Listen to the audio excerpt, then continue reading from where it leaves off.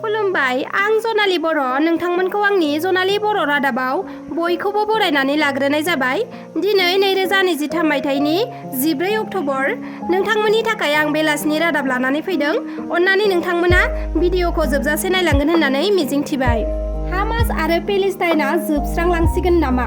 Israel आरो हामासनि दावहायाव जागायजेनसिगोन आरोबाव गिख्रंथावसिन दावहा। आमेरिकाया एन्ट्रि खालामबाय इजराइल आरो हामासनि दावहायाव आरो दावहा नांनो थाखाय इजराइलनि मददजों आमेरिकाया गिबि थांखि लाजेनबाय आरो दावहानि थाखाय आमेरिकाया दैथायहरजेनबाय वारशिप। हामास आरो इजराइलनि जानाय दावहायाव एन्ट्रि खालामनानै आमेरिका हादरा दैथायहरबाय एयारक्राफ्ट केरियार जाराल्ड आर्फर्ड। सोनाब थुमैन्द सागरजों आवगायलांदों एयारक्राफ्ट केरियार जाराल्ड आर्फर्डआ। आमेरिकानि रोजा रोजा गोबां रौनिया हानजाया गोबां बम्ब, बारुद, मिसाइल, क्रुजार हाथियारफोरखौ लानानै हामासजों दावहा नांनो थाखाय ओंखारलांनायखौ खौराङाव नुनो मोन्दों। आमेरिकानि प्रेसिडेन्टआ फोसावदोंमोन बे वारशिपखौ दैथायहरनो $18 मिलियन गोहोगोरा बमाजों लोगोसे गोनांथि जानाय बे एयारक्राफ्ट केरियार आरो गोदानै दिहुनजानाय आमेरिकानि वारशिपजों लोगोसे 1 लाख टन लिरथायनि मुवा बेसाद दिखांनानै लांनो गोहो थानाय बे वारशिपखौ दैथायहरबाय आमेरिकाया। आमेरिकानि बेबादि थांखि लानायखौ नायोब्ला इजराइल आरो हामासनि दावहाया आरोबाव गिलु-बालु जोबस्रांलांगोनखौ नुनो मोननाय जादों। आमेरिकानि बेबादि दैथायहरनायखौ नुनानै उदखारिफोरा थावरिनो हायाखै होनना मिथिना मोन्दों। बेबादि गिलु-बालु दावहायाव जोबस्रांलांनो हागौ हामास आरो पेलेस्टाइन हादरा। नखर संसार खुंनो थाखाय गुबुन जायगायाव खामानि मावना रां आरजिनो थांनाया गावनि जिउखौसो फोजोबनानै लानांदों सानै गथ'नि बिफाया। आलाय-सिलाय गुबुन जायगायाव दुथांफोरजों बुथारजानाया बेसेबांबा दुखुनांथावना। बुथार जानाय सुबुंनि मुङा शम्भु दासमोन आरो बिथाङा 40 बोसोर बैसोनिमोन। बिथाङा धेमाजि जिल्लानि 1 नं सिमनसापरि सनालि गामिनिमोन। मिथिना मोननाय बादिब्ला शम्भु दासआ थांनाय 9 अक्ट'बर खालि न'निफ्राय केरेला फारसे खामानि मावनो थाखाय हारसा आरो बर' गावनि सानै लोगोफोरजों थांफादोंमोन। बेयावनो लामा ससेयाव दुथांफोरजों बुथारजादों आरो आन्ध्र प्रदेशनि काकिन्डा टाउन रेलवे स्टेशनाव बिथांनि गोथै सह'खौ बोखांनो हानाय जादों। मिथिना मोननाय बादिब्ला बुथारजानाय शम्भु दासआ बेंगलिमोन नाथाय बिसिया बर'। बिखुमजोआ फोरमायनाय बादिब्ला दिनै फुंनि 8 बाजियाव जेब्ला बिखुमजोआ फन हरो अब्ला गाबै गाबै गावखौ बुथारनो नागिरनायखौ फोरमायहरखादोंमोन। नाथाय दुखुनांथाव बाथ्रा, बुथारनो नागिरनायखौ खोनादोंब्लाबो बासायनो हायाखिसै नखरनि सुबुंफोरा। नखरनि अजद बायदिब्ला थैनायनि सिगां मुस्लिम सुबुंफोरा बिथांमोनखौ दानथारनो सुथारनो होनना बुंदोंमोन। बे बाथ्राखौ शम्भु बिथाङा गावजों लोगोआव थाफानाय बर' लोगोखौ नारा-नाथा जानायनि थाखाय सिरि थानो थिनदोंमोन आरो दुथांफोर दानथारनो सुथारनो होनना बुंनाय रावखौ बर' रावजों बिथाङा लोगोनो खिन्थादोंमोन। नाथाय लोगोआ उल्थायै मुस्लिमफोरनो खिन्थाना होनायाव शम्भु बिथांखौ दुथां मुस्लिमफोरा बुथारदों होनना अजद होदों। नाथाय सिगाङाव शम्भु बिथाङा खामानि मावनो बाहेराव थांफेराखैमोन। न'आवनो गथ'फोरखौ टिउसन लायै लायै नखरखौ सोलिबोदोंमोन।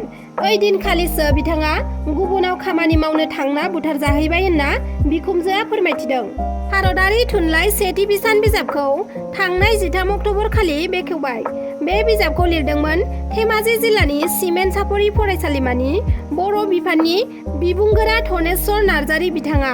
भारतारि थुनलाइ सेथि बिसान बिजाबखौ बेखेवनाय हाबाफारियाव सिमेन्सापरि फरायसालिमानि असमिया बिफाननि बिबुंगोरा डक्टर रानु गगैआ बाहागो लानानै भारतारि थुनलाइ सेथि बिसान बिजाब आरो थुनलाइ बिजिरनाय नैथि खोन्दो बिजाबखौ डक्टर रानु गगैआ बेखेवनानै होयो। बे हाबाफारियावनो सिमेन्सापरि फरायसालिमानि बिबुंगिरि अनिमा स्वर्गियारि, सेवारि पाठक, गामस्रि रामसियारिमोनजों लोगोसे गोबां फरायसाफोराबो बाहागो लादोंमोन। मख'नो गोनांदि बे बिजाबखौ धनेस्वर नार्जारीया BA आरो MA थाखोनि थाखाय दिहुननाय जादों। नामाज खालामबाय थानायावनो गिलु-बालु गाग्लोबदों। मस्जिदाव नामाज खालामबाय थानाय समावनो मस्जिदखौ बमाजों उरायहोदों दुथांफोरा।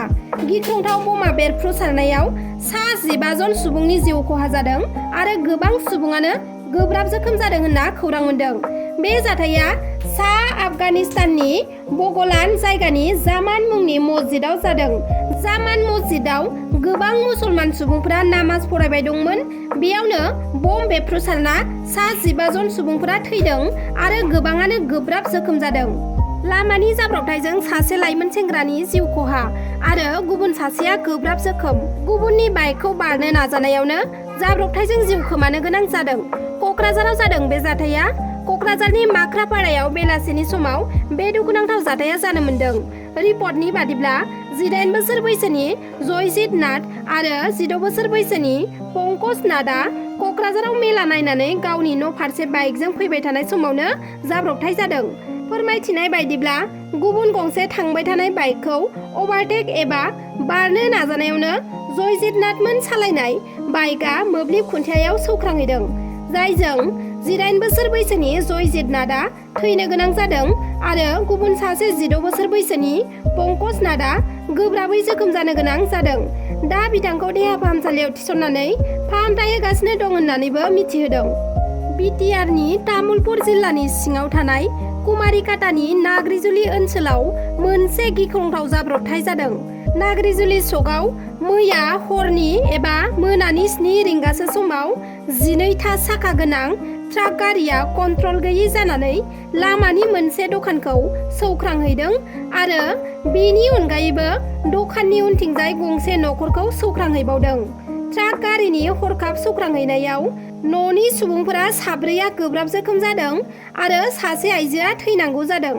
ट्राकनि जाब्रबथायजों थैनांनाय आइजोनि मुङा गीता कलितामोन आरो जोखोम जानाय 4 सुबुंफोरनि मुङा रुपम कलिता, धरित्रिक फुकन, ऋषि सरनिया आरो फातिक मालाकार। जोखोम जानाय 4 सुबुंखौ देहा फाहामसालियाव फाहामथाय होगासिनो दङ। काछार जिल्लानि बरकला तलसेरायाव थानाय एलपिजि बटलिं प्लान्टनिफ्राय सिलचर फारसे थांबाय थानाय गंसे एलपिजि ट्राकआ हरखाबै अर खामनानै सेवहांगार जादों। बृहस्पतिबारनि हराव बे जाथाया जादों। बे जाथाया हर एबा मोनानि समाव जानायलाय खाथि खालायाव गुबुन गारि गैयैलाय रावनिबो जेबो खहा जायाखै होननानै पुलिसआ मिथिहोदों। खौराङाव फोरमायनाय बादिब्ला ट्राकनि उननि टायारा बेरफ्रुग्रोदोंमोन। बेयावनो अर सोमजिनानै एलपिजि रोगानाय ट्राकआ हरखाबै अर खामदों। ड्राइभारा गारियाव थानाय फायार एक्सटिंग्विशारजों अरखौ खोमोरनो नाजादोंमोनब्लाबो नाथाय हायाखै। उनावहाय अर खोमोरग्रा दै गारिया फैनानै अरखौ खोमोरफैदों होनना मिथिना मोन्दों। जाख्ल'नायनि दायाव सुरुपेटा सार्कोल अफिसनि जुनियर एसिस्टेन्ट सुकुट आलीखौ गिबि मन्थ्रिनि भिजिलेन्सआ आरो एन्टि कारापसन ब्रान्चआ बृहस्पतिबार खालि एरेस्ट खालामदों।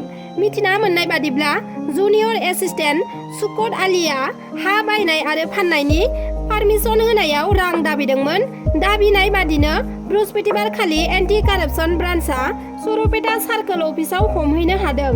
आयेन बादियै हमजानाय जुनियर एसिस्टेन्ट सुकुट आलीनि सायाव आइपिसि धारानि जोहै साजा होगोन होननानै पुलिसआ मिथिहोदों। दिनैनि रादाबा बेखिनियानोमोन। नोंथांमोना आंनि रादाबखौ जोबजासिम नायलांनायनि थाखाय रोजा रोजा साबायखर थाबाय। आरो जुदि नोंथांमोना आंनि चेनेलखौ साबस्क्राइब खालामाखैब्ला अन्नानै साबस्क्राइब खालामनानै लादो। लोगोसे लाइक, शेयार, कमेन्ट खालामनो दाबाव। गोजोन्थों।